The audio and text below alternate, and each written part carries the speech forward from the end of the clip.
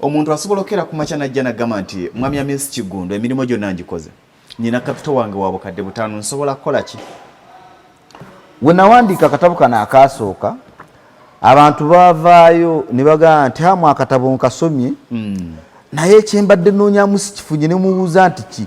tihamu totubuulidde gye watandikira ngeri gye wakola kyali badde kya bulyaza amaanya nnyo nze okuwandiikira akatabo nga njagala kakusitule ng'omuntu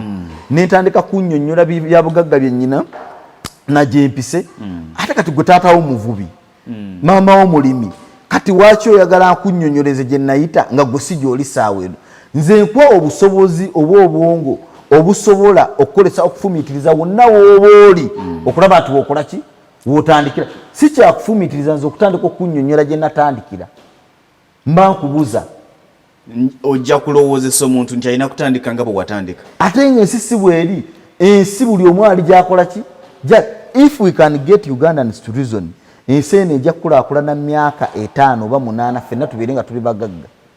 tetuli baavu wabula tulebeddwa okufumiitiriza ng'eggwanga. Tewali muntu agenda kukuwabula ku kiki olina kukola naye gwe bw'otuula wansi ne weefumiitiriza olaba osobola kukola mulimo ki. Akyogedde bulungi nti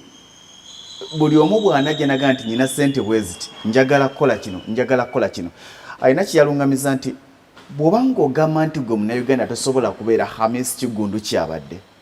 nga ye mwami Hamisi Kiggundu ku myaka 37 gy'alina akyalina endowooza egamba nti asobola okubeera Mark Zuckerberg namba 4 mu nsi yonna lwabanga Mark Zuckerberg yakibeera bw'abanga Bill Gates school drop out yasobola okufuuka kyali ku lwaliro gwe lwaki tosobola. Kati niye njagala okuba nga nkuumuza tukyalina omugagga Hamisi Kiggundu Haji nga tutunulira okwefumiitiriza reason as the world masterpiece. Obugagga tebuli mirimu gy'okola obugagga buli mu ndowooza yo buli ky'okola osaamu endowooza oba oli contented n'omusaala gw'ofuna.